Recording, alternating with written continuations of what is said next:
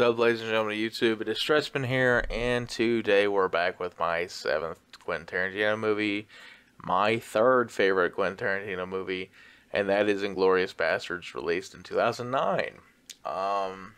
And I I guess that implies what my top two are, but and I feel like I've already given away what number 1 is, and by that I have already given up number 2. But we'll get to that when we get there. But again, this actually was a bit of a toss for me because I have really I've really grown to love Inglourious Basterds, and it's not that I didn't like it before, or it's not that I did. Excuse me. I'm so sorry. It is really early in the morning when I'm recording this, and I probably should have waited, but I just wanted to knock it out. But it is not the fact that I do not like this movie or didn't like it as much before, but it just has moved up in my list because there is just after rewatching the movie over and over again, there's just stuff you pick up, and the acting is so good in this movie, and the cinematography, and just the villain itself, played by Christoph Waltz, is just so freaking good, and it's just something. And honestly, if it was a coin toss, I would flip it, and this would be number 2, and my number 2 would be my number 3. So really, these are two that are very close together, but yeah. Just on my mind, I think that Inglourious is number 2 in my opinion, or number 3 in my opinion. So a little brief overview of the movie. We basically follow Shoshana in the movie, and the bastards in the movie. You got 2 different people that you're following their story.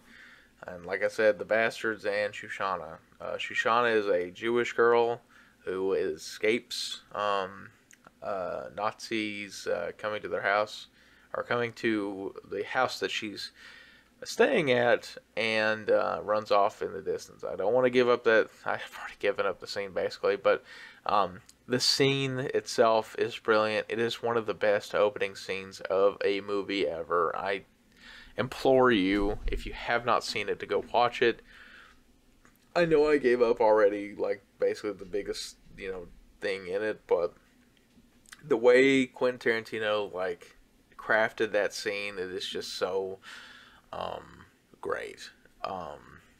Hans Landa, who is played by Christoph Waltz, is just so, he's not physically menacing, but like intellectually and just the way he presents himself it's frightening, because it's like you feel how, and I'm not trying to put myself in the shoes of anyone that's went through the Holocaust or World War II or anything, but you just feel the fear that there were people like this person that would do stuff to other human beings, and were so cruel about the way they done it, and everything. And Hans Landa is a really good villain just in itself, because he manipulates people. He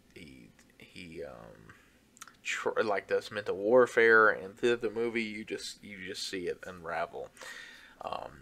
And I really want to go through that first scene, just so that way I can show you how, but I don't want to give up. Sorry. I don't want to give up any plot details for this movie. But moving on to the Bastards, it's basically a troop of Jewish American soldiers that are led by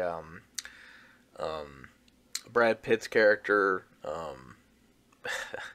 Aldo Rain, and he is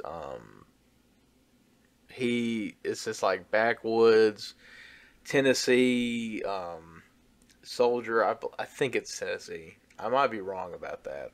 I feel like if it's Tarantino, half the time it is a Tennessee, uh, like something to do with Tennessee. I'm almost certain it is Tennessee. Uh, I don't want to say for certain, but anyways, moving on. You have a bunch of Jewish American soldiers going to infiltrate the Nazis and everything, and it just follows basically the three main characters: the bastards, Shoshana, and Hans Landa. So yeah, it's really great. I really really love war movies.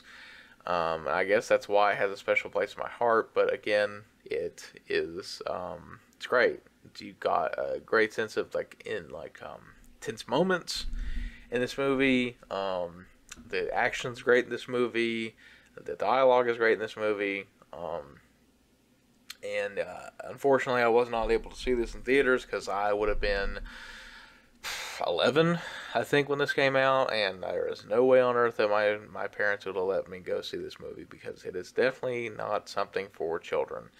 So yeah, definitely watch this movie if you are of age, or if you're just wanting to get into Tarantino movies. So yeah, it definitely, like, again, top three, could be interchangeable with two. But yeah, it's definitely has one of the better villains in a Tarantino film, and it's like, I think it would go Hans Landa, then Calvin Candy. Um, I'm trying to think of any other.